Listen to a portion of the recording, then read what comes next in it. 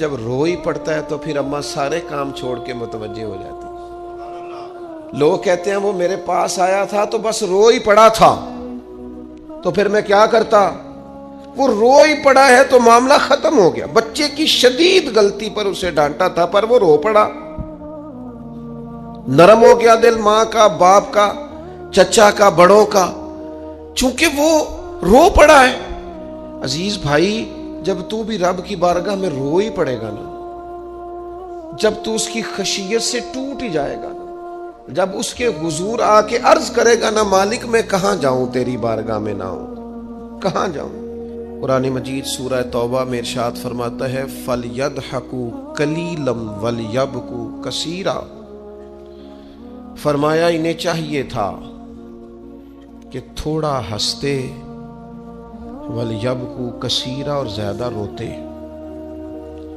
چاہیے تھا کہ ہنسنا کم کرتے، رونا زیادہ کرتے، لیکن ہمارے ہاں بات بات پہ ہنسنا، مذاق بنانا، مذاق اڑانا، نتیجہ کیا ہے؟ حضور علیہ السلام نے فرمایا بہت زیادہ ہنسنا دلوں کو مردہ کرتا ہے۔ انسان روئے، اس کے آنسو نکلے اللہ کے لیے، اس کے محبوب کی محبت کے لیے۔ نبی پاک صلی اللہ تعالی علیہ وسلم نے فرمایا، بخاری شریف میں صحیح درجے کی روایت ہے، کریم فرماتے ہیں اگر تم وہ جان لیتے نا جو میں جانتا ہوں، اگر تمہیں اس کا علم ہوتا نا جس کا مجھے علم ہے، تو فرمایا تم رویا کرتے، تمہاری کیفیات اور ہو جاتی۔ اپنی تنہائی کو آباد کریں، اکیلے میں اللہ اللہ کریں، تلاوت کلام مجید کا اس طرح کا ذوق ہو۔ حضرت عمر سنا کرتے تھے تو رو پڑا کرتے تھے، حضرت فاروق اعظم رضی اللہ تعالیٰ عنہ پہلی صف میں قرآن مجید کی تلاوت کر کے روتے تھے تو تیسری صف تک آپ کی ہچکیوں کی آواز جاتی تھی۔ ان لوگوں کا درد ہی سارے کا سارا کتاب و سنت سے، اللہ رسول کی بارگاہ سے۔ ہم نے نا اپنے آپ کو کمزور کر لیا ہے دنیا داروں کے سامنے رو رو کے، دکھ بتا بتا کے۔ میرے عزیز، یہ تو ہے نا عام آدمی کا رونا، صحابہ کا رونا، اور اگر آنسو نبی پاک کے نکل آئے تو صحیح مسلم میں، صحیح بخاری میں حدیث ہے، سرکار دو عالم علیہ السلام ان آیات کی تلاوت فرما رہے تھے جو حضرت ابراہیم علیہ السلام کے بارے میں آئیں، جو جناب عیسیٰ کے بارے میں آئیں، جن آیات میں حضرت ابراہیم اور جناب عیسیٰ علیہ السلام نے کہا ہے اللہ بہت سارے لوگ گمراہ ہو گئے، بہت سارے لوگ گمراہ کر دیے گئے، اور جن میں یہ فرمایا کہ یا اللہ جو میری اطاعت کریں گے وہ میرے ہیں، اور جو میری نافرمانی کرے تو ان کے لیے غفور ہے۔ جب اپنی اپنی امت کے گناہگاروں کا تذکرہ جناب ابراہیم اور حضرت عیسیٰ علیہ السلام جو کرتے ہیں، اور قرآن مجید نے جس کا بیان کیا اس کو حضور نے پڑھا تو نبی پاک کی آنکھوں میں آنسو آ گئے۔ یہ مسلم شریف، حضور روئے۔ اللہ کریم نے حضرت جبریل امین کو کہا جبریل جائیے میرے حبیب سے پوچھئے کیا معاملہ ہے۔ حضرت جبریل آئے، حالانکہ رب جانتا ہے، آ کے عرض کی یا رسول اللہ رب فرماتا ہے آپ رو رہے ہیں، تو کہا جبریل امت کے لیے رو رہا ہوں۔ آپ کی توجہ ہے میری بات؟ حضور امت کے لیے روتے ہیں نا، اللہ کرے امتی بھی کبھی نبی کے لیے روئے۔ کہا امت کے لیے رو رہا ہوں، تو حضرت جبریل امین علیہ السلام دوبارہ عرض گزار ہوئے مالک آپ کے حبیب امت کے لیے رو رہے ہیں، تو فرمایا میرے حبیب سے کہہ دے وَلَسَوْفَ يُؤْتِيكَ رَبُّكَ فَتَرْضَىٰ، آپ کا رب آپ کو اتنا دے گا کہ آپ اپنے رب سے راضی ہو جائیں گے۔ اللہ آپ کو راضی کر دے گا، محبوب امت کے بارے میں پریشان نہیں کرے گا۔ حضرت حیثم بن مالک رضی اللہ تعالیٰ عنہ فرماتے ہیں نبی پاک علیہ السلام خطبہ دے رہے تھے، تقریر فرما رہے تھے، حضور کی باتیں دلوں کے میل کچیل اتارتی چلی جا رہی ہیں۔ فرماتے ایک شخص نبی پاک علیہ السلام کے سامنے بیٹھ کر حضور کی گفتگو سن رہے تھے، وہ رو پڑے، ساری گفتگو چھوڑ کے نبی پاک صلی اللہ تعالی علیہ وسلم کی توجہ اس شخص کی طرف ہو گئی۔ ہوا کیا ہے؟ وہ تقریر سنتے، بات سنتے بس رو پڑے۔ تو نبی پاک علیہ السلام فرمانے لگے آج اگر وہ سارے مومن بھی یہاں موجود ہوتے جن کے گناہ پہاڑوں کے برابر وزنی ہوتے تو اس ایک بندے کے رونے کی وجہ سے اللہ سب کی بخشش فرما دیتا. اور نبی پاک علیہ الصلوۃ والسلام فرمانے لگے یہ رویا ہے تو اس کے رونے پر فرشتے بھی روئے ہیں. اور فرشتے دعا کر رہے ہیں کہ اے اللہ یہ جو نہیں روتے نا ان کے حق میں ان کی سفارش قبول کر لے جو تیری بارگاہ میں روتے ہیں. جو تیرے حضور عرض گزار ہوتے ہیں ان کی سفارش قبول کر لے، ان کے حق میں قبول کر لے. بعض بندے رٹیاں رٹائیاں دعاواں کر دیں، بس وہ ٹھیک ہے ہاتھ اٹھا دیے جو مولانا صاحب کہیں گے ہم بھی، وہ بڑے محو ہو کے دعا کرتے تھے. تو کسی نے ان سے کہا حضرت اتنی للہیت سے اور اتنی محویت سے اور اتنے ذوق سے دعا کیسے؟ فرمانے لگے میں نے اپنی بیوی سے طریقہ سیکھا ہے. کہتے بیوی سے سیکھا ہے دعا مانگنے کا طریقہ. حضرت وہ کیسے؟ فرمانے لگے اسے کوئی کام تھا مجھ سے، کوئی گھر کا خرچہ تھا، اس نے بتایا خرچہ، میں نے اسے کہا ابھی میرے پاس پیسے نہیں ہیں، آتے ہیں تو دوں گا. 2-4 دنوں کے بعد پھر اس نے کہا میں نے کہا تھا گھر کے خرچے کے لیے کچھ پیسے، تو فرماتے ہیں میں نے کہا ابھی میرے پاس نہیں ہے، آتا ہوں تو دیتا. عورتوں کی عادت ہوتی ہے بار بار یاد کرانا. کہتے اس نے پھر یاد کرایا. وہ میں نے گزارش کی تھی کچھ پیسے چاہیے، فرماتے مجھے غصہ آ گیا. میں نے کہا تو کیا روز ایک ہی بات کرتی ہے، تجھے کہا ہے نا ابھی پیسے نہیں ہیں، آتے ہیں تو دے دوں گا. ہر روز یاد کرانے کا کیا مطلب ہے؟ ایک ہی بات کا رٹا لگایا، پیسے چاہیے پیسے، ٹھیک ہے خرچ ہے آپ ٹھیک کہہ رہے پر ابھی نہیں میرے پاس. کہتے میں نے ڈانٹ دیا. سعادت مند خاتون تھی، حوصلے سے ڈانٹ برداشت کی. تو کہنے لگی غلطی ہو گئی، مجھے نہیں بار بار کہنا چاہیے تھا، آپ تو ناراض ہی ہو گئے، لیکن ایک بات یہ کہنی تھی کہ آپ ہی میرے شوہر ہیں، میں آپ سے نہ کہوں تو پھر کس سے جا کے کہوں؟ آپ سے ہی کہنا ہے نا، میرے آپ ہے نا میرے سر کے تاج، تو کس سے اور کہوں؟ میں اور کسی سے کہوں؟ شیخ فرماتے ہیں میرے ہاتھ میں کچھ چیز تھی، ہاتھ کانپا، وہ چیز گری، چھم چھم میرے آنسو ٹپکے، چھم چھم میں رو پڑا. تو خاتون کہنے لگی آپ کیوں روئے، کیا ہوا؟ تو فرمانے لگے مجھے تو رب سے مانگنے کا طریقہ تو نہیں سکھا دیا. جب میں اس کی بارگاہ میں عرض کروں گا نا مالک بڑے دروازوں پہ گیا ہوں کوئی نہیں میری سنتا، بڑے درد کے ساتھ میں نے کہا ہے پر فریاد کو کوئی نہیں پہنچا، اے اللہ تو ہی میرا رب ہے، پھر تجھے نہ کہوں تو کس کی بارگاہ میں جا کے کہوں؟ نبی پاک صلی اللہ تعالی علیہ وسلم نے فرمایا 2 آنکھیں دوزخ میں نہیں جائیں گی. یا رسول اللہ صلی اللہ علیہ وسلم اتنا کرم، وہ 2 آنکھیں کون سی ہیں؟ فرمایا ایک وہ جو اللہ کی راہ میں رات جاگتی رہی، کسی سرحد پر پہرا دیا، کوئی ڈیوٹی کی، کوئی خدمت کی راہ خدا میں، جو آنکھیں بیدار رہی راہ خدا میں، دوزخ میں نہیں جائیں گی. اور دوسرا فرمایا جو رب کی یاد میں رو پڑی، جس سے خشیت آئی، جو ڈر گیا پر ڈرا اللہ کے لیے. آنسو فارسیل نہ ہو، کوئی اداکاری کا ماحول نہ بنائے، وہ اس طرح نہ ہو رو رو کے دعا، رقت انگیز دعا، اور فلاں کیا بات، فلاں کے بڑا رلایا اور فلاں میں بڑا درد تھا اور فلاں کے آنسو نکل آئے اور پیر صاحب کی بلا روئی پڑے. فارسیل نہ ہو چیزیں، اداکاری نہ ہو، اس کی طبیعت پر پورا اثر ہو. اور جب خشیت کے ساتھ وجود کانپتا ہے، وہ کسی نے کہا تھا کہ آنسو قربت کا سبب ہوتے ہیں. جب آپ کی روح کسی کی روح سے ملتی ہے تب آنسو نکلتے ہیں. جب تو اللہ سے پورا جڑ جاتا ہے نا، جب رسول کائنات کی بارگاہ سے تیری پوری توجہ لگ جاتی ہے، پھر آنسو بن کر دل تے پار پوے جس ویلے ادو پار بناون اکھیاں، بے درداں محبوباں دے سارے ناز اٹھاون اکھیاں. تمہیں پتہ ہے فلسطین کی بیٹیاں بھی سیدہ خدیجۃ الکبریٰ کی بیٹیاں ہیں، وہ مومنوں کی مائیں ہیں تو ان کی بھی تو مائیں ہیں نا. فلسطین کی بہنیں بھی صبح قیامت حضرت فاطمہ کے پلو میں پناہ لیں گی.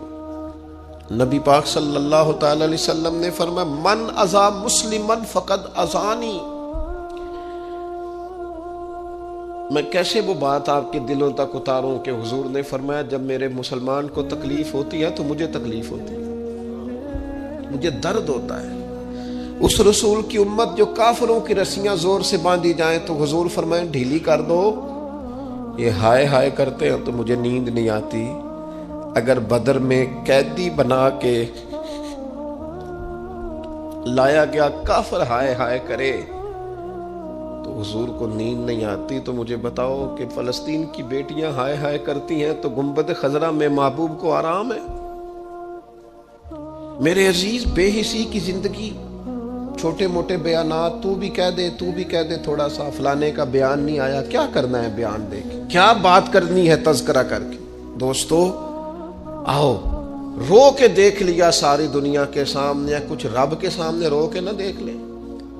اب اسے کہے نا، اب حضور کی بارگاہ میں عرض کر کے نہ دیکھ لے کہ تجھ سے فریاد ہے اے گنبد خضرا والے، اب کعبے والوں کو ستاتے ہیں کلیسا والے، اور کی اگر تو نے دل مسلم کی دل جوئی نہیں، پھر ہمیں تانا دیں گے بت کہ مسلم کا خدا کوئی نہیں. اب اللہ رسول کی بارگاہ کی طرف رجوع نہ کر لیں، اب چھوڑ نہ دیں سیاستدانوں کے گلے، اب چھوڑ نہ دیں دنیا اقوام متحدہ کی بات اور سلامتی کونسل کی بات، اب اپنے اللہ کی جانب رجوع نہ کریں. دیکھو نا، نبی پاک صلی اللہ تعالی علیہ وسلم نے ہمیں فرمایا تمہارے آنسو قدر والے ہیں، رب رسول کی بارگاہ میں بہانا، ان کو ضائع نہ کرنا. عزیز بھائیو، یہ آنسو جو اللہ رسول کی بارگاہ کی طرف بہتے ہیں، یہ اللہ کی رحمت کو متوجہ کرتے ہیں، یہ مالک کریم کے کرم کو مائل کرتے ہیں. ہمارا مسلح آباد ہونا چاہیے. وہ مجھے ایک دوست کہنے لگے صرف دعا کریں فلسطین کے لیے، آپ نے کہا جم کے دعا کریں، صرف دعا کرنے سے کیا ہوتا ہے؟ میں نے کہا دعا کرنے سے پہاڑ ہل جاتے ہیں اپنی جگہ سے. میرے رسول پاک رات کو دعا کریں تو صبح فاروق اعظم جیسے لوگ آ جاتے ہیں دین اسلام. نبی پاک علیہ السلام رات دعا کریں نا، دعا، اور بدر کی رات حضور دعا کریں تو اللہ 7,000 فرشتوں کو بھیج دیتا ہے مسلمانوں کی مدد کے لیے. صحابہ فرماتے ہیں میدان بدر میں ہم کسی کو قتل کرنا چاہتے تھے لیکن اس کی گردن پہلے سے کٹ کے گر جاتی تھی، فرشتے آئے ہوئے تھے. آج ہمارے ساتھ اللہ کی مدد ناراض ہو گئی ہے، ہم سے رب کی مدد ناراض ہے. ہماری مجموعی غلطیاں، قومی کوتاہیاں، بددیانتیاں، رشوت خوریاں، ہمارے جھوٹ، ہماری بد اخلاقیاں، مجموعی طور پر سوسائٹی کی مادہ پرستی، اخلاقی رویوں کی گراوٹ، لوٹنا، اپنا حصہ وصول کرنا، جگہ جگہ پہ کمیشن مقرر کرنے، ہر شخص کا ذات کے لیے سوچنا، اللہ کی مدد پھر روٹ جایا کرتی ہے، ناراض ہو جایا کرتی ہے. سب سے ضروری کام یہ ہے، سب سے ضروری کام کہ اللہ کی مدد شامل ہو. سب سے. ایک صحابی تھے، ایک جگہ انہیں شہید کیا جا رہا تھا تو کافر چاہتے تھے کہ ہم ان کی لاش کو معاذ اللہ ثم معاذ اللہ بے حرمتی کریں. انہوں نے عرض کی مالک تو میرا مددگار ہے، اس بیابان جنگل میں میری مدد کرنا. شہد کی مکھیاں آ گئیں، ان کے پورے وجود کو چھپا لیا، کوئی چیز قریب آئی نہیں. اور لوگ کہتے ہیں مکھی اٹھ کے بیٹھے تو زخمی کر دیتی ہے، لیکن وہ اٹھ کے گئیں تو وجود پہلے سے زیادہ تر و تازہ تھا. اللہ نے محفوظ کر لیا وجود ان لوگوں کا، اللہ نے حفاظت فرمائی، اللہ کی مدد شامل تھی. اللہ کی مدد. ایٹم بم تم نے بنا لیے، ہتھیار تم نے سجا لیے، دولتیں تم نے جمع کر لی، بڑے بڑے تم نے ادارے قائم کیے. اب ایک کوشش اور بھی کرو، رب رسول کی بارگاہ میں رو تاکہ تمہیں اللہ کی مدد بھی ملے، تمہارے اندر حوصلہ بھی پیدا ہو، تمہارے اندر شعور بھی بلند ہو، اپنی ذات سے اٹھ کر سوچنے کی تمہیں طاقت بھی میسر آئے. میرے عزیز، اگر اس کی بارگاہ میں رونا آ جائے نا، اس کی بارگاہ میں اسے منانا آ جائے تو پھر تو کیفیات ہی کچھ اور ہو جاتی ہیں. کتنا کو روئیں بھلا. حضور فرماتے ہیں ایک مکھی اور مچھر کے پر کے برابر بھی تیری آنکھ سے آنسو نکل آیا، شرط یہ ہے نکلے ریاکاری کے لیے نہیں، نکلے اللہ کی رضا کے لیے، اس کی خشیت میں نکلے. فرمایا اگر مکھی کے پر کے برابر بھی تو رو پڑا تو اللہ تعالیٰ تیرے لیے دوزخ سے آزادی لکھ دے گا. اور نبی پاک صلی اللہ تعالی علیہ وسلم نے بیان فرمایا ہے، حضور فرماتے جو اللہ کے خوف سے رو پڑے نا، جس طرح بھینس بکری گائے کے تھنوں سے نکلا ہوا دودھ دوبارہ تھنوں میں نہیں نہ جاتا، اسی طرح جو رب کی یاد میں رو پڑے وہ دوزخ میں نہیں جاتا۔ یہ مثال دیکھیں کیسی دی حضور نے سمجھانے کی۔ وہ بڑا رولیا ہے فیکٹری کے مالک کے سامنے، بڑا رولیا امیروں کے سامنے، مالداروں کے سامنے، تگڑے رشتہ داروں کو مائل کرنے کی بڑی جد و جہد کر لی، کچھ دعائیں اس کے حضور نہ مانگے۔ میں کہوں گا ماؤں سے پریشان ہے بیٹے، میں کہوں گا والد سے سفارشیں تم نے بڑی ڈھونڈ لی، جد و جہد بڑی کر لی، یاروں سے بڑا کہہ لیا کہ بیٹے کو باہر بھیجنا ہے، کوئی کاروبار ٹھیک کرنا ہے، اب کچھ دروازہ اللہ کی رحمت کا بھی تو کھٹکھٹاؤ نا۔ اور میرے نبی پاک علیہ السلام نے گارنٹی دی ہے، فرمایا ماں باپ اولاد کے لیے جو بھی مانگے اللہ اپنے فضل سے عطا فرماتا ہے۔ اللہ کی بارگاہ کی طرف رجوع کریں، زیادہ توجہ رب کی جانب، اتنا نہ دوڑیں بندوں کے پیچھے، اتنا نہ منائیں بندوں کو، اللہ کی طرف توجہ، اپنے رب کی بارگاہ میں رونا، اللہ رسول کے حضور حاضر ہونا ہے۔ آپ دیکھیے کس قدر جم کے صحابہ حضور کی محبت میں آنسو بہاتے۔ حضرت ثوبان بن مالک آ کے رو ہی پڑے تھے نا، حضور نے خود جا کے پوچھا کیا ہوا، بتانا نہیں پڑا، بس آنسو چھلکے تو نبی کریم نے فرمایا ثوبان کیا ہوا؟ عرض کی دل نہیں لگتا، یہاں تو پریشان ہوتا ہوں تو زیارت کر لیتا ہوں تو جنت میں کیسے دل لگے گا؟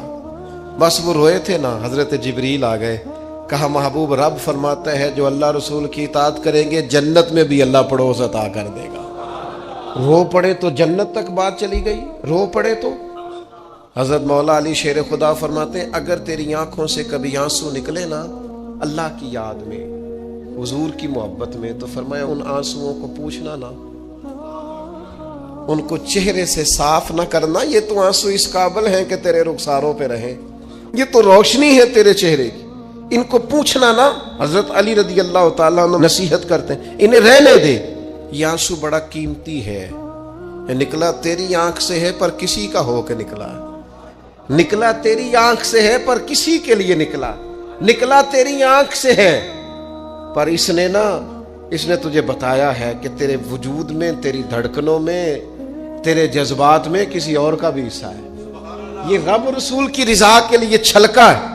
وہ حضرت شیخ سعدی رحمت اللہ تعالی علیہ آپ مہمان نواز بڑے تھے حضرت سعدی۔ کچھ لوگ نا بڑے مہمان، سارا دن یہی سوچتے رہتے ہیں کسی کو کھلانا کیسے، جی دنیا آوے کھا کھا جاوے تے راضی ہووے بلا۔ تو حضرت سعدی مہمان نواز بڑے تھے تو قرضہ چڑھ گیا، قرضہ صرف مہمانوں کو کھانا کھلانے کا ہی تھا۔ تو ایک دن سارے ہی قرض کھا کے بیٹھ کے کہنے لگا بابا پیسے دیں گے تو جائیں گے، پیسے رکھ، سب جھگڑا کر رہے ہیں۔ تو حضرت سعدی کہتے ہیں وہ مطالبہ کر رہے ہیں پیسے دو اور مجھے ٹینشن ہے، ان کو کھلایا پلایا کچھ نہیں۔ تھوڑی دیر گزری تو ایک بچہ آ گیا کچھ بیچتا بیچتا، اس نے آ کے کہا نوجوان نے کہ جناب میں مجمع دیکھتے ہیں تو بعض لوگ بیچنے والے آ جاتے ہیں، اس نے وہ چیز بیچنے کے لیے سامنے کی تو کہنے لگا لینی ہے، تو حضرت فرمانے لگے میرے مہمانوں کو دے دو کھا لیں۔ انہوں نے دے دی، اب وہ کہنے لگا پیسے، تو حضرت بڑے پریشان ہوئے، کہنے لگے بیٹا آپ بھی بیٹھ جائیں، یہ بھی سارے پیسے لینے ہی آئے ہیں، ان کو ملیں گے آپ کو بھی مل جائیں گے۔ تو وہ نوجوان رو پڑا،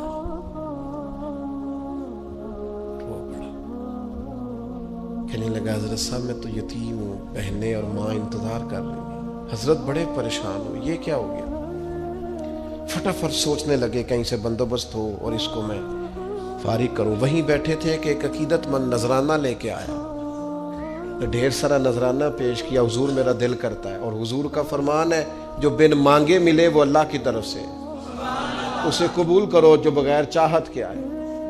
تو اس نے نظر پیش کی تو وہ ڈھیر سارا نذرانہ تھا، حضرت نے جن کے پیسے دینے تھے سب کو دیے، اس کو بھی دیے، سب قرضے ادا کر کے بھی تھوڑے سے بچ گئے۔ تو ایک بندہ صاحب دل تھا، کہنے لگا حضرت ہم بڑے دنوں سے آ رہے تھے، پیسے نہیں مل رہے تھے، آج کیسے مل گئے؟ فرمانے لگے تم میں کو رونے والا کوئی نہیں تھا، ایک بھی رونے والا ہو تو باقیوں کا کام بھی۔ وہ میرے ایک دوست ہے، ان کی بات مجھے بڑی اچھی لگی، وہ کہتے ہیں تگڑے رشتہ دار آتے ہیں نا تو کئی دفعہ میرا معاذ اللہ جھوٹ بولنے کو دل کرتا ہے، کہتے ہیں حالات کیسے ہیں تو میرا دل کرتا ہے ان کو کہنے کو کہ تم سے بڑے اچھے ہیں، اگرچہ غریب بھی ہے کہتے اب میں چڑھتا ہوں کہ بندوں کا کیا کام ہے آ کے میرے لیے پریشانی کا اظہار کریں اور کہیں کوئی حکم ہوا تو بتانا کیا مطلب ہے. وہ کوئی شاعر تھا نا, تو کوئی بندہ 5 روپے پھینک گیا اس کو, اس نے کہا جی آپ کو ضرورت ہوگی, تو بڑا دانشور آدمی تھا, اس نے کہا اٹھ اپنے پیسے لے جا, مجھے ضرورت ہوگی تو اللہ رسول سے مانگ لوں گا. اس نے کہا یہ آرزوئے طلب اور میں آپ سے کروں, تیرے جیسے بندے ہم مجھے دیں گے, یہ آرزوئے طلب اور میں آپ سے کروں, یہ بھیک اس کو دیجئے جس کا خدا نہ ہو. میں رب رسول کی بارگاہ میں رو لوں گا, مجھے اللہ کی بارگاہ سے ملو. کتنا ملے گا؟ وَيَرْزُقْهُ مِنْ حَيْثُ لَا يَحْتَسِبُ, اتنا ملے گا کہ بندے کا گمان بھی نہیں ہوگا. میرے عزیز, لوگ تو تھوڑا دیتے ہیں تو پریشان کرتے ہیں. اس رب کی طرف رجوع کریں جو اتنا دیتا ہے کہ بندے لے لے کے ہی تھکتے ہیں, وہ دے کے نہیں تھکتا. اللہ کے حضور اپنے آنسو بہائیں, کچھ وقت عبادات کے لیے رکھیں. آپ جتنے بھی انبیاء کے تذکرے پر, حضرت شعیب علیہ السلام بڑا ہی رویا کرتے تھے. اللہ کریم نے پوچھا جنت کے لیے روتے ہو کہ دوزخ کے خوف سے؟ کہا مالک میں تو تیرے لیے روتا ہوں, تیری چاہت میں روتا ہوں, تیرے لیے آنسو بہاتا ہوں. میرے عزیز, انبیاء ہوں, صلحاء ہوں, اتقیاء ہوں, صحابہ ہوں, اہل بیت ہوں, جم کے آنسو بہے. جنہیں رونا آ گیا نا انہیں منانا آ گیا, جنہیں رونا آ گیا ان پہ رحم آ گیا, جن کی آنکھیں چھلک پڑیں وہ محبوب کو پا گئے. شرط یہ ہے کہ تنہائی ہو, بندہ اکیلا ہو, رج روئے اور روئے اللہ رسول کے لیے, ان کی بارگاہ میں روئے. باہر تو نکلے تو پھر تو منہ دھو کے نکلے نا, آنسو بندوں کو نہیں دکھانے, آنسو اللہ رسول کو. میری آپ سے درد سے گزارش ہے, میں نے جیسے کہا نا دعائیں بڑا انقلاب برپا کرتی ہیں.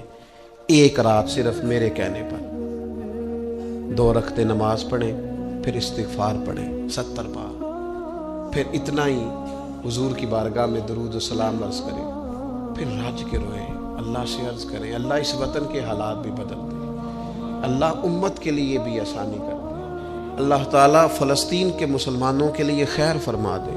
ہم اگر اجتماعی طور پر اور انفرادی طور پر اپنے رب کی بارگاہ میں دعاؤں کا رشتہ مضبوط کریں گے نا تو وہ بڑا ہی کریم ہے. جب اتنے سارے لوگوں کے ہاتھ اٹھتے ہیں نا, میں یہاں بھی کئی دفعہ لمبی دعا کرتا ہوں جمعے کے بعد, سوچتا یہ ہوں اتنا بڑا مجمع ہے, ہزاروں لوگ ہیں, تو ہو سکتا ہے کسی ایک نیک آدمی کی آمین سے کئیوں کا بھلا ہو جائے. ایک جملہ کہہ کے لوگ سائڈ پہ ہو جاتے ہیں, بندہ بیچارہ ساری رات تڑپتا رہتا ہے. ایک فکرے کا تبصرہ کر کے لوگ کونے میں چھپ جاتے ہیں, اور کسی آدمی کے لیے وہ اسے سولی پہ لٹکا جاتے ہیں. اب پہلے تو اللہ سے یہ معافی مانگیں کہ رب اس جرم سے ہمیں محفوظ فرمائے. اور اب تو لوگوں کی زبانیں اتنی لمبی ہو گئیں کہ وہ صحابہ تک چلی گئی ہیں, اہل بیت نبوت تک چلی گئی. تبصروں کے شوق میں لوگوں نے یہ دیکھا ہی نہیں کہ میری حیثیت کیا ہے اور میں بات کس کی کر رہا ہوں, میری اوقات کیا ہے اور میں تبصرہ کس پہ کر رہا ہوں. بے باک ہونا اور بات ہے اور بدتمیز ہونا, ان دونوں میں فرق ہوتا ہے. ابن حزم کہتے ہیں کہ مصر میں ایک تاجر بڑا کامیاب ہو گیا تھا, بڑا کامیاب تاجر ہو گیا. تو زندگی میں جتنے لوگ بھی کامیاب ہوتے ہیں ان سے حسد ہوتا ہے, اس سے بھی اس کے ارد گرد کے لوگوں نے حسد شروع کیا. اب تاجروں نے پلاننگ کی کہ اسے خراب کیسے کرنا ہے. وہ ایک دن اپنے گھر سے نکلا, سفید کرتا سفید پگڑی باندھ کے باہر. اب 5-6 لوگوں نے پہلے سے منصوبہ بندی کی ہوئی تھی. ایک صاحب اسے ملے, کہنے لگے ماشاءاللہ آج تو سفید کرتے پر سبز امامہ سبز پگڑی بڑی ہی اچھی لگ رہی ہے. وہ ہنس کے کہنے لگا لگتا ہے آپ سو کے اٹھ کے آئے ہیں, پگڑی تو میری سفید ہے. اس نے کہا چلو پگڑی تو سبز ہی ہے, باقی آپ نہیں مانتے تو آپ کی مرضی. وہ آگے بڑھا, تو اب کیونکہ پلاننگ تھی تو ایک شخص اور ملا. اس نے کہا کیا بات ہے, سفید کرتے پر آپ کا پیلے رنگ کا امامہ کیا جچتا ہے. اس نے کہا یار کو خدا کا خوف کر. ہنس کے کہا کیا ہو گیا, تیری اینک کا نمبر تو نہیں تبدیل ہونے والا ہوا؟ اور بھائی میں نے تو سفید کرتا اور سفید ہی امامہ باندھا ہے. اب 2-3 لوگوں کی دفعہ تو وہ مسکرایا, لیکن وہ ڈھیر سارے لوگوں نے منصوبہ بندی کی تھی. وہ جب چوتھے کے پاس گیا تو اس نے بھی کہا کہ کیا بات ہے سفید کرتے پر پیلے رنگ کے امامے کی. اس نے کہا پیلا کہاں ہے. اب وہ غصے ہونے لگا. اب وہ چھٹے کے پاس گیا تو اس نے کہا جناب کیا بات ہے سفید کرتا اور کالا امامہ.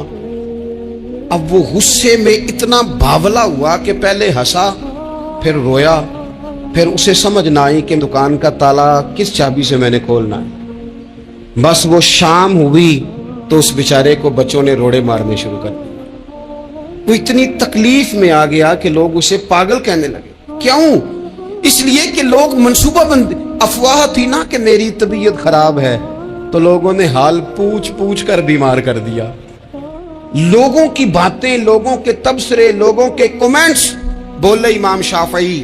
امام شافعی فرمانے لگے لوگوں کی باتیں پتھروں کی طرح ہوتی ہیں، یہ روڑوں کی طرح ہوتی ہیں، اگر انہیں کمر کے اوپر رکھ لو گے نا تو یہ تمہاری کمر توڑ دیں گی، اور اگر تم ان کو اپنے پیروں کے نیچے رکھ لو گے تو تمہارا قد اونچا ہو جائے گا۔ بس دنیا میں وہ لوگ پریشان ہوتے ہیں جو لوگوں کی باتوں کو کندھوں پر سوار کر لیتے ہیں، جو پیروں کے نیچے رکھے، جو پاؤں کے نیچے رکھے ان کا قد۔ وہ پرانے زمانے میں نا عارف رومی رحمت اللہ علیہ فرماتے ہیں کہ ایک بیل گائے گر گئی تھی کنویں کے اندر، تو اب وہ لوگ اس کو نکال تو نہیں سکتے تھے، تو انہوں نے اس طرح کیا کہ مٹی ڈالنی شروع کر دی کہ اب بدبو آئے گی، پریشانی ہوگی، تو اس کو بند کر دیتے ہیں، اندر ہی کنویں کو، کنواں نئی جگہ پہ کھود لیتے ہیں۔ انہوں نے جب اس کے اندر مٹی ڈالی نا تو وہ گائیں جو تھی وہ مٹی جھاڑ کے تو مٹی کے اوپر آ گئی، انہوں نے پھر مٹی ڈالی تو وہ تھوڑی اور اوپر آ گئی، اور مٹی ڈالی تو اور وہ مٹی ڈالتے گئے اور گائیں وہاں سے کنویں سے باہر آ گئی۔ لوگوں نے دفن کرنا چاہا، وہ باہر نکل آئی۔ او میرے بھائی، لوگ بھی اپنی باتوں میں دفن کرنا چاہتے ہیں، لیکن یاد رکھنا جو چمکنے والے تھے وہ چمکتے ہی رہے، جن کو اللہ نے عزت دی تھی ان کی گھٹائی کوئی نہیں سکا۔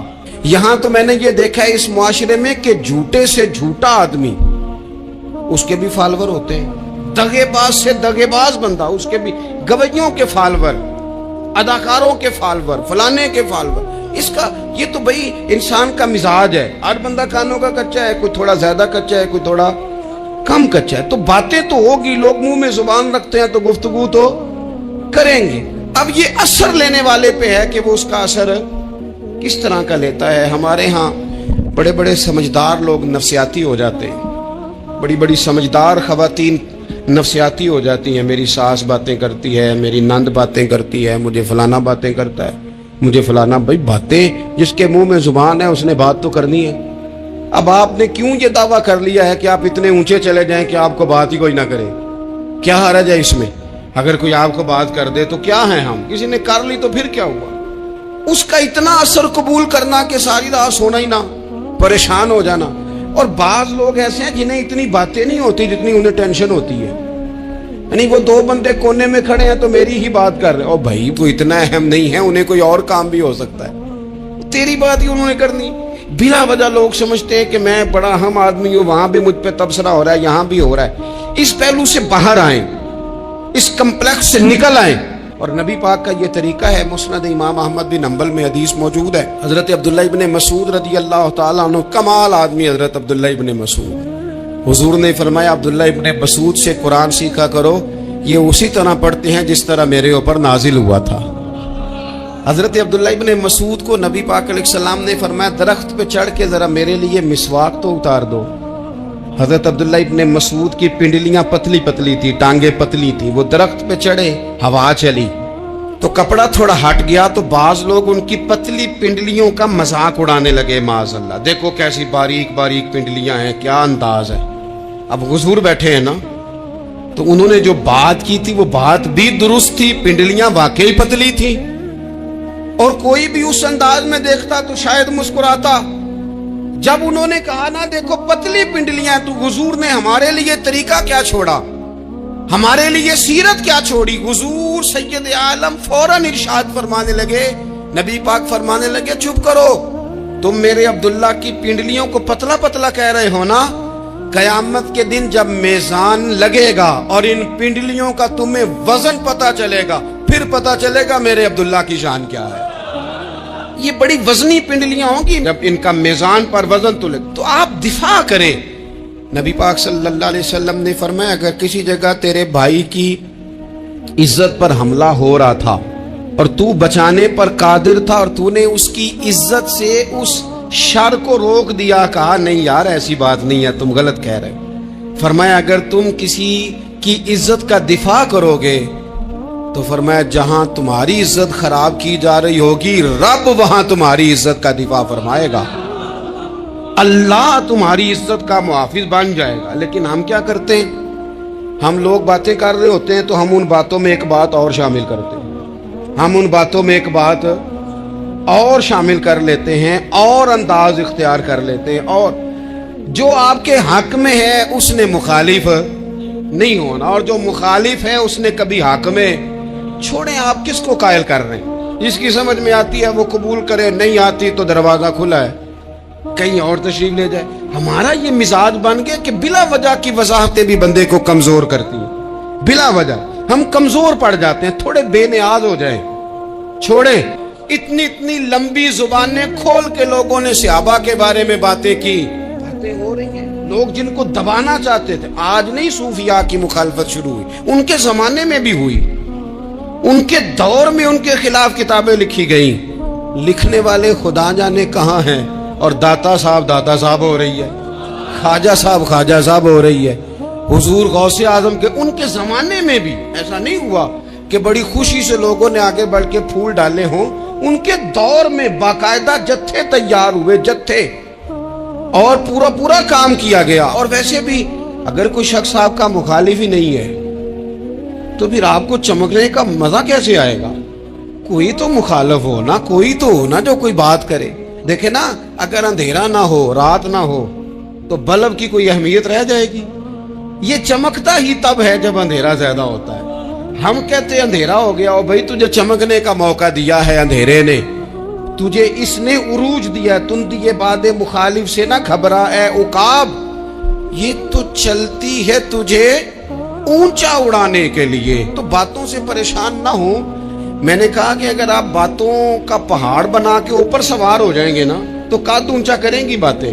جو بندہ ڈسکس ہونے لگ جاتا ہے وہی تو مشہور ہوتا ہے، اسی کی تو بات ہوتی ہے۔ دیکھیں کیا ہوتا تھا بھلا مکے میں، کوئی بندہ باہر سے آتا تو ابو جال اسے کھڑا کر کے کہتا حضور کے پاس نہ جانا، تو کہتا پتہ تو کروں بھلا نبی پاک کے پاس کیا ہے، پتہ تو کروں بھلا حضور کے پاس کیا ہے۔ تو جن سے تعارف نہیں ہونا تھا وہ بھی تعارف کرا رہے تھے رسول پاک کا۔ تو اس لیے باتوں سے گھبرا جانا، ہاں ایک بات ہمیں کتاب و سنت میں ملتی ہے، اس پر ضرور غور کریں، تہمت والی جگہ سے بچیں، تہمت کا موقع نہ دیں۔ مطلب بلا وجہ ہی اپنے لیے بحث کا دروازہ کھولنا یہ درست نہیں ہے۔ اپنے لیے ہم نہ دروازے کھول لیتے ہیں بحث کے، مفت کی بحث ہو رہی ہے، فلانا بھی ڈسکس کر رہا ہے۔ کچھ چیزیں ایسی ہوتی ہیں جو سب کی سمجھ کی نہیں ہوتی، وہ سب کے سامنے ڈسکس کرنا ضروری نہیں ہوتا۔ حضرت سیدنا ابو ہریرہ رضی اللہ تعالیٰ عنہ فرمایا کرتے تھے مجھے نبی پاک علیہ السلام نے علم کی 2 تھیلیاں دی ہیں، میں نے ایک کھولی ہے تمہارے سامنے، ایک کھولی ہے، دوسری نہیں کھولوں گا، اس لیے کہ ہر بندے کو بات اس کے ظرف کے مطابق کرنی چاہیے، تو موقع نہ دیں۔ نبی پاک صلی اللہ علیہ وسلم نے فرمایا اس بندے نے اپنی، یہ بخاری میں موجود ہے، فرمایا اس نے اپنی عزت اور اپنی جان کو محفوظ کر لیا جو فتنے والی جگہ سے بچ گیا۔ جہاں تہمت لگ سکتی ہے اس جگہ سے بچیں، جان بوجھ کے لوگوں کو موقع نہ دیں باتیں کرنے کا، جان بوجھ کے موقع نہ دیں۔ جامع ترمذی کے اندر حدیث موجود ہے، حضرت سیدنا عمر فاروق رضی اللہ تعالیٰ عنہ نے ایک موقع پر اجازت مانگی تھی نبی پاک صلی اللہ علیہ وسلم سے، عرض کیا یا رسول اللہ صلی اللہ علیہ وسلم مجھے آپ اجازت دے دیں میں عبداللہ بن ابی سلول کی گردن اڑا دوں، یہ منافق بار بار آڑے آتا ہے، بار بار تکلیف دیتا ہے، آپ مجھے اجازت دیں میں اسے قتل کر دوں۔ اب وہ چونکہ کلمہ پڑھتا تھا، ساتھ تو رہتا ہی تھا نا، بہت سارے لوگ اسے مسلمان جانتے تھے، تو حضرت سیدنا عمر فاروق رضی اللہ تعالیٰ عنہ نے اجازت چاہی، کہ یا رسول اللہ صلی اللہ علیہ وسلم اگر آپ مجھے اجازت دے دیں، یہ ترمذی میں موجود ہے، یعنی آپ اس جگہ سے بچیں جہاں تہمت لگ سکتی ہے، جہاں بلا وجہ کسی شخص کو شر پھیلانے کا موقع مل سکتا ہے۔ یا رسول اللہ مجھے اجازت دے میں عبداللہ بن ابی سلول کی گردن اڑا دوں۔ نبی پاک صلی اللہ علیہ وسلم نے فرمایا کہ عمر اگر میں تمہیں ایسا کرنے کی اجازت دوں گا تو لوگ کہیں گے کہ وہ اپنے قریبیوں کو انہوں نے مروانا شروع کر دیا ہے، ساتھ والوں کو ہی مروانا شروع، لوگ تو اسے مسلمان سمجھتے ہیں۔ تہمت والی جگہ سے، بلکہ بخاری شریف میں اسی طرز کا ایک اور پیغام بھی ہمارے لیے موجود ہے، یہ جو حرم شریف آج ہمارے سامنے ہے نا، بیت اللہ شریف، اس میں ایک پیچھے مقام ہے جس کو حتیم کہا جاتا ہے. یہ خانہ کعبہ کا حصہ ہے. حضور صلی اللہ علیہ وسلم کے اعلان نبوت سے پہلے جب قریش مکہ نے اسے تعمیر کیا نا دوبارہ سے، تو انہوں نے چندے کا کوئی اس طرح کا مزاج بنایا تھا کہ اس بندے سے پیسے لینے ہیں جس کے بالکل ہی جائز ہو. اس ترتیب سے انہوں نے خانہ کعبہ کی تعمیر کی کہ پھر وہ ساری تعمیر نہ کر سکے، حتیم باہر رہ گیا. تو نبی پاک صلی اللہ علیہ وسلم نے ایک دن فرمایا، بخاری میں موجود ہے، حضور فرمانے لگے، عائشہ اگر تمہاری قوم جاہلیت کے قریب نہ ہوتی، کیونکہ ابھی قریب جاہلیت چھوٹی ہے نا، ابھی لوگوں نے کلمہ پڑھنا شروع کیا ہے، فرمایا اگر یہ جاہلیت کے قریب نہ ہوتے تو میں کعبے کو انہی بنیادوں پر دوبارہ بنا دیتا جن بنیادوں پر حضرت ابراہیم علیہ السلام نے بنایا تھا. لیکن چونکہ یہ جاہلیت کے قریب ہیں، ان کی سمجھ میں چیز نہیں آئے گی، یہ شک میں پڑ جائیں گے، پریشان ہو جائیں گے، لہذا میں یہ کام نہیں کرتا. بہت ساری چیزیں ایسی ہیں کہ جن کی وجہ سے بعض سادہ لوگ ابہام کا شکار ہوتے ہیں. ابہام کا ہمارے علماء نے اس طرح کیا کہ بڑے طے کر کے عقائد کے عنوانات امت تک پہنچائے. ہر آدمی ہر شعبے کا اسپیشلسٹ نہیں ہوتا. بہت سارے لوگ باتیں مریض کے سامنے کرنے والی نہیں ہوتی، وہ صرف لواحقین کو بتانے والی ہوتی. پھر کچھ لوگ اور آئے جنہوں نے کہا کہ ہم تو ایفیشنسی دکھائیں گے، کچھ خاص ہر بات کھول کر لوگوں کے سامنے رکھیں گے. اس کا نقصان پھر یہ ہوتا ہے کہ سادہ لوگ مشکلات کا شکار ہوتے ہیں. وہ پھر جب کہتے ہیں ہر چیز ڈسکس کر لینی چاہیے تو پھر باتیں دور نکل جاتی ہیں. پھر لوگوں نے انبیاء کرام علیہم السلام کی اجتہادی خطاؤں کو ڈسکس کرنا شروع کیا. ربنا ظلمنا انفسنا، اگر حضرت آدم یہ لفظ کہیں تو ان کے لیے تو ٹھیک ہے، لیکن اگر کوئی غلام اور امتی اور بیٹا اٹھ کے یہ لفظ کہے تو اس کے لیے ٹھیک نہیں ہے. تو میرے عزیز ایسے کام نہ کریں جس کی وجہ سے بلا وجہ بحث کا. ہمارے یہاں کچھ لوگوں کو شوق ہے خبروں میں رہنے کا، وہ ایسی باتیں چھیڑتے ہیں جن سے نہ وہ خبروں میں رہ سکیں. میں نے دیکھا ہے وہ کہتے ہیں جی میں نے کوئی انوکھی بات کرنی ہے. بھئی انوکھی بات کرنے سے بندہ مشہور تو ہو جاتا ہے. ہمارے زمانے میں مشہور ہی وہ ہوتا ہے جو دوسروں سے ذرا ہٹ کے بات کرے، انوکھی کرے. وہ ہمارے لطیفہ لکھا ہے نا، ایک اہل عرب کا ایک ہجا نام کا عربی کا ایک لطائف سنانے والا شاعر ہے، تو وہ کہتا ہے کہ ایک شخص نے ایک دفعہ کہہ دیا تھا گدھا کھانا جائز ہے. بڑے بڑے علماء اس کے گھر چلے گئے کہ بھئی کوئی دلیل، کوئی جزیہ، کوئی کہاں سے، کوئی کتاب، کوئی حوالہ، کوئی شے. اس نے کہا روز آؤ گے ایک بندے کو بتاؤں گا، کٹھا ہی اسٹیج لگاؤ، ایک ہی دفعہ حوالے دیتا ہوں، روز نہیں دیے جاتے. وہ اسٹیج لگ گیا، دنیا جمع ہو گئی، جنہوں نے کبھی ٹائم نہیں نکالنا. تو یہ ذرا انوکھی بات جو کر رہا تھا، تو سارے لوگ آ گئے. تو وہ اسٹیج پہ چڑھا تو کہنے لگا مجھے جانتا کوئی نہیں تھا. چلو اب بدنام جو ہوں گے تو کیا نام نہ ہوگا. اب قیامت تک کہو گے تو صحیح نا، اس مولوی دے گھر جنہیں ایک بار آخیا نہیں سی گدھا کھانا جائز ہے، چلو بدنام جو ہوں گے تو کیا. تو بہت سارے ایسے لوگ ہیں جو ہیں بدنام، پر چلو نام تو ہو گیا نا. بدنامی صحیح، شرارت صحیح، شیطانیت صحیح، لیکن نام تو ہو گیا. تو اس لیے کوئی ایسا انوکھا کام جس سے لوگوں کی، میں آپ سے بڑی گزارش سے عرض کروں، اعلیٰ حضرت بریلوی رحمۃ اللہ علیہ نا لالٹین کے اندر مٹی کا تیل جلایا جاتا ہے ہمارے ہاں. تو مٹی کا تیل ظاہر ہے اس سے بدبو آتی ہے، تو مسجد میں وہ جلانا جائز نہیں تھا. تو ایک صاحب ارنڈی کا تیل لائے، وہ خوشبو والا ہوتا ہے. وہ لا کے انہوں نے نا اعلیٰ حضرت بریلوی رحمۃ اللہ علیہ کو لالٹین میں ڈال کے دیا اور کہا کہ یہ مسجد میں اس کو جلاتے ہیں چونکہ اس کے اندر سے خوشبو آتی ہے، بدبو نہیں آتی. تو وہ جو شرعی عذر ہے نا، حضور نے فرمایا کہ جمعے والے دن غسل کر کے آؤ تاکہ کسی کے پسینے سے ایک دوسرے کو تکلیف نہ ہو. کچا لہسن پیاز کھا کے مسجد آنا اس لیے منع کر دیا گیا کہ منہ کی بدبو سے تکلیف ہو. تو مسجد میں کوئی ایسی چیز جو بدبو کا باعث بنے منع ہے. اب انہوں نے وہ تیل لا کے لالٹین میں ڈالا جس سے خوشبو آتی تھی اور لالٹین بھی روشن ہوتی تھی.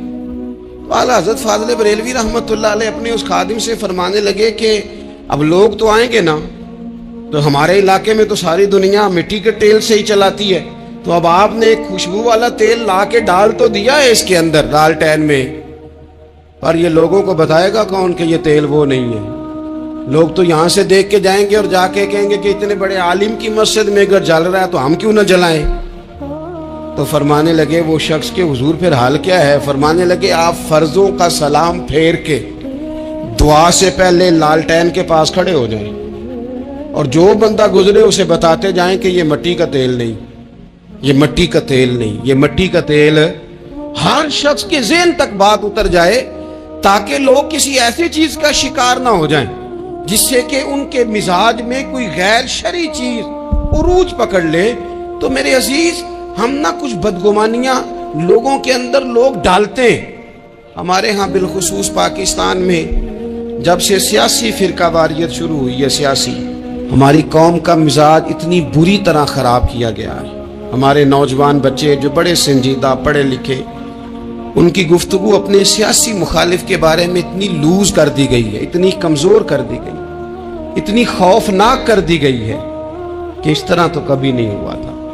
یہ مزاج جو لوگوں کو دیا جا رہا ہے، قومیں اپنے اخلاق کے طور پر زندہ رہتی ہیں۔ بد اخلاقیاں کبھی بھی انسانوں کو اونچا کر سکتی، پیچھے رہ جاتے ہیں لوگ۔ تہذیب کسی سوسائٹی کا حسن ہوتا ہے، اور اگر ایک سیاسی مخالف کے لیے آپ کا یہ والا مزاج بن جائے، اپنے سیاسی قد کو اونچا کرنے کے لیے آپ ان چیزوں کا سہارا لیں، یہ درست نہیں ہے۔ اخلاقی رویے میں کہوں گا کسی بھی سیاسی جماعت سے وابستگی ہے وہ 100% رکھے جو اس کی سمجھ میں آتی ہے، لیکن اپنے اخلاقی مزاج کو کبھی کمزور نہ ہونے دے، اخلاقی رویہ کبھی کمزور نہ ہونے دے۔ یہ کیسے ہو سکتا ہے؟ دیکھیں، ابو جہل، ابو لہب، عتبہ، عتیبہ، شیبہ، وہ وہی باتیں کر سکتے تھے جو ان کے مزاج کی تھیں، جو آج تک لوگ کسی بھی دیندار کے بارے میں کرتے ہیں۔ تو انہوں نے وہی باتیں آ کے کی تھی جناب ابو طالب کے ساتھ۔ انہوں نے کہا تھا کہ اگر معاذ اللہ ان کو دولت چاہیے تو ہم دیتے ہیں۔ بڑے سے بڑے مخلص آدمی پر آج لوگ دعویٰ نہیں کرتے کہ دولت کے لیے لگا ہوا ہے۔ انہوں نے کہا دولت چاہیے تو دیتے ہیں، اگر کسی خاتون سے نکاح کرنا چاہتے ہیں تو کرا دیتے ہیں، سرداری چاہیے تو دے دیتے ہیں۔ اب یہ سوچ ہی اتنی ہے، اس سے آگے جاتی نہیں۔ وہ معاذ اللہ حضور کے بارے میں اور بھی باتیں کرتے، یہ شاعر ہیں، یہ جادوگر ہیں، یہ فلاں ہیں، لیکن میرے نبی پاک علیہ الصلوۃ والسلام نے کبھی بھی ان کی ذاتی زندگی کو ڈسکس نہیں کیا، کبھی نہیں کیا۔ ابو جہل شراب پیتا تھا، لیکن حضور نے کبھی سوسائٹی میں یہ بات لوگوں کے سامنے بیان نہیں کی۔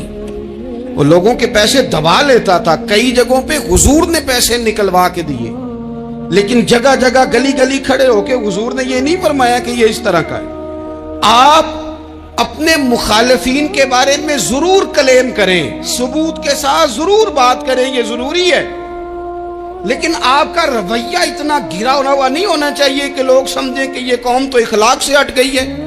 آپ اختلاف کریں، لیکن اختلاف کے بھی آداب ہوتے ہیں، اس ادب کے دائرے کے اندر رہ کے۔ صحابہ کے بیچ بھی رائے کا اختلاف ہو جاتا ہے، ہو جایا کرتا ہے۔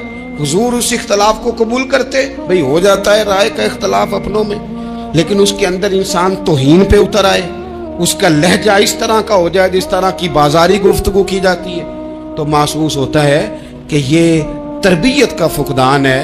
یہ لہجے باوقار لوگوں کے نہیں ہوا کرتے۔ لہجے کو کبھی برا نہ ہونے دیں، انداز کو۔ لوگ آپ کو چھیڑیں گے، اپنی جگہ پہ کھینچ کے لانے کی کوشش کریں گے، بڑا کچھ لوگ کریں گے، لیکن آپ اپنی جگہ سے آپ تبدیل نہیں ہوں گے۔ آپ کہیں گے یار میرا ایک معیار ہے، میری ایک حیثیت ہے، میں اپنی حیثیت چھوڑ سکتا؟ میں اپنی حیثیت نہیں چھوڑ سکتا۔ ہر بندے کو آپ ڈسکس کریں گے، تو تہمت والی جگہ سے ضرور بچیں، بدگمانی سے ضرور بچیں، لیکن ہر شخص کو اس کے معیار کے مطابق اتر کا جواب دینا یہ باوقار لوگوں کا سٹیٹس نہیں ہوتا۔ وہ کہتے ہیں جا بات کر، جا کے تو کون ہوتا ہے تیری بات کریں، اب ہم ہر شخص کے منہ لگیں، یہ کیسے ہو سکتا ہے؟ نبی پاک صلی اللہ علیہ وسلم گزر رہے تھے، صحیح بخاری میں موجود ہے، آپ کی اہلیہ حضرت صفیہ رضی اللہ تعالیٰ عنہ آپ کے ساتھ تھی۔ رات کا وقت تھا، حضور گزر رہے تھے، تو صحابہ کچھ کھڑے تھے، تو حضور نے ایک کو بلا کے کہا کہ یہ میری بیوی ہے، صفیہ ہے۔ عرض کرنے لگے حضور مجھے میری ماں روئے، میں کوئی آپ کے بارے میں بدگمانی کرتا؟ تو حضور نے جواب میں کیا کہا؟ محبوب فرمانے لگے جس طرح رگوں میں خون گردش کرتا ہے نا، شیطان بھی اسی طرح ہی گردش کرتا ہے. گویا حضور بتا رہے ہیں کسی وقت بھی بدگمانی پیدا کر دیتا. میں تمہیں بتا رہا ہوں کہ اپنی اہلیہ کے ساتھ جا رہا ہوں، میری بیوی ہے، کوشش کریں کہ آپ اس جگہ سے بچیں جہاں باتیں ہو رہی ہوں. اور اس پہلو پہ تیسری گزارش اس عنوان پر یہ ہے کہ اگر کسی کے بارے میں باتیں ہو رہی ہوں تو فٹافٹ اس کا حصہ بننے کی کوشش نہ کریں، بلکہ آپ کے پاس جب تک کوئی شرعی ثبوت نہیں ہے تب تک آپ اس بات کا حصہ نہ بنیں. ہمارے ہاں بات ہو رہی ہوتی ہے تو 2-4 بندے دوڑ کے نا اپنا بھی حصہ ڈالتے ہیں. بلکہ میں بڑی ذمہ داری سے یہ بات عرض کروں گا، بات لمبی ہوتی تب ہے جب کوئی بندہ درمیان میں کہہ دیتا ہے نا، نہیں تجھے تو تھوڑا پتا ہے، تھوڑا میں بھی کرتا ہوں. وہ کئی دفعہ وعدہ معاف گواہ بن جاتا ہے، جا کے دوسروں کو خبر کرتا ہے اس نے یہ کہا ہے. حالانکہ بندہ اس سے پوچھے کہ اگر انہوں نے کہا تھا تو اتنا سجن تھا تو وہاں جواب دے کے کیوں نہیں آیا؟ تجھے چاہیے تھا وہیں جواب دیتا، وہیں جا کے جواب دے دیتا. ایک بزرگ کی خدمت میں ایک دفعہ حاضر تھا، ایک بڑے عالم تھے، تو ان کے پاس آ کے ایک شخص نے کہا کہ فلاں آدمی آپ کے بارے میں یہ بات کر رہا تھا. تو وہ ہنس پڑے، فرمانے لگے پھر آپ کہاں تھے؟ کہنے لگے میں وہیں تھا. فرمانے لگے میرا اور آپ کا رشتہ کس طرح کا ہے؟ کہنے لگا جی میں تو شاگرد ہوں، ارادت مند ہوں. تو فرمانے لگے پھر آپ میرے پاس سوال لے کے آ گئے ہیں، آپ نے وہاں جواب کوئی نہیں دیا. فرمانے لگے اب تو میرے سامنے بیٹھ، پہلے اس سوال کا جواب میں تجھے دوں، پہلے تجھے قائل کروں. اگر تو قائل ہوتا نا تو پھر تو یہ بات لے کے میرے پاس نہ آتا، پھر تو وہاں تو کلیئر کر آتا. تیرے اندر کجی ہے، تو بات کا حصہ بنا ہے، اور میرے نزدیک اس سے بڑا تو مجرم ہے کہ تو نے بات کو سنا ہے. وہ تو کوئی ہے، اور تو اپنا تھا، تو نے اپنا ہو کے یہ باتیں سنی، تو نے ہاں کی، تو وہاں بیٹھا رہا، تو اپنا تھا. اور حضور نے فرمایا محبت تو بندے کو اندھا بہرا اور گونگا کر دیتی ہے. جو کسے دا عاشق ہوئے ہوتے گل اسے دی کردا ہے، 100 مکر بہانے کر کے او دے مرنے مردا ہے. تو نے سن کیسے لی؟ تیرے کانوں نے گوارا کیا. پہلے تو مطمئن ہو نا. تو اگر مطمئن ہوتا تو بات آگے وہیں جواب دے کے آتا. جب تو ہی غیر مطمئن ہے تو میں کسی اور کو کیا جواب دوں؟ تو مدد کریں اپنے بھائی کی اس معاملے میں کہ اگر آپ کلیئر ہیں تو پھر آپ اسے وہی کلیئر کریں. کہیں یار میری بات سن، یہاں تک تو بات ٹھیک ہے، اس بات کا میں گواہ ہوں، یہ ہو سکتی نہیں. کچھ بے نیاز بنے، طبیعت کوئی بے نیاز. ہم نہ بے نیاز نہیں ہوتے، ہر بات کو سوچتے ہیں، ہر بات کی وہ فلانے نے پتہ کیا کہا ہے. تو بڑی معذرت سے بالخصوص خواتین کا مسئلہ ہوتا ہے، وہ کہتے ہیں پوری دسو. نہیں دسو نے آخیا کی بھئی آپ نے کیا کرنا ہے، اس کے لیے پھانسی کا حکم لگانا ہے. آپ چھوڑ دے، بات ہو گئی، ختم ہو گئی. اپنی زندگی میں تھوڑی سی بے نیازی بھی پیدا کریں، تھوڑی سی بے نیازی. ہر ایک کی بات سننا، ہر ایک کی بات پر غور کرنا، ہر بندے پر تبصرہ شروع کر دینا، وہ تو تکلیف آ جائے گی. وہیں سے جہاں سے بات شروع کی تھی پھر وہیں لاتا ہوں کہ باتوں کا اثر لیں لیکن صرف خیر کی باتوں کا اثر لیں، لیکن صرف اچھے لوگوں کی باتوں کا. ہر ایک کی بات کا اثر لوگے، لوگ 2 قدم نہیں چلنے دیں گے. اور دوسرا میں آپ کو بڑی ذمہ داری سے عرض کرتا ہوں، ہم ویژن والے لوگ ہیں، ہماری 1400 سال کی تاریخ ہے، ہم ویژن والے لوگ ہیں. یہ نہیں ہے کہ ادھر ایک بندہ آیا تو تھوڑی سی ہم اس کے پیچھے چلے جائیں گے، پھر کل ایک اور آئے گا تو تھوڑا سا اس کے پیچھے چلے جائیں گے. یہ تو وہ لوگ ہوتے ہیں جن کی پیچھے بنیاد نہیں ہوتی، اور جن کی پوری بنیادیں ہونا. وقت زیادہ ہو گیا، ورنہ میں آپ کو اپنی سند پڑھ کے بتاتا کہ ہماری سند امام بخاری تک کیسے جاتی ہے اور امام بخاری کی رسول پاک تک کیسے جاتی ہے. یہ تو ایک تسلسل ہے. تو اس لیے بڑی جلدی آزمائش کا شکار نہ ہوا کریں. باتیں کس لیے؟ جو بندہ ویلا ہے اس نے بھی 4 باتیں، تو ہر بات کا اثر نہ لیں. بالخصوص جوانوں سے کہتا ہوں، ٹارگٹ اچیو کرنے کے لیے سب سے پہلے تو مقاصد کا تعین کرے، جانا کدھر، اور پھر اس پہ لگ پڑے. باتیں ہوتی رہیں گی لیکن باتوں کو پشت پہ سوار نہیں کرنا، باتوں کو پاؤں کے نیچے رکھنا ہے. قد اونچا ہو جائے گا، قد اونچا ہو جائے گا. پشت پہ سوار کرو گے تو گردن ٹیڑھی کر دیں گے. آپ بس بڑھتے جائیں. گھوڑا جب دوڑتا ہے نا، دوڑتا ہے تو اس کے پیروں کو جھاڑیاں لگتی ہیں، لیکن اگر دوڑتا رہے تو کوئی جھاڑی کہیں رہ جاتی ہے، کوئی کہیں رہ جاتی ہے. باقی مخلوق کرتی ہے باتیں، وہ کرتی رہے گی. آپ آگے بڑھے، سفر کرتے رہے. سفر بہت سارے باتیں کرنے والے وہی رہ جاتے ہیں، اور کام کرنے والے کہیں کے کہیں پہنچ جاتے ہیں. باتیں کرنے والوں میں سے نہ ہوں، کام کرنے والوں میں سے ہوں. اللہ توفیق عطا فرمائے. آخر دعوانا ان الحمدللہ رب العالمین.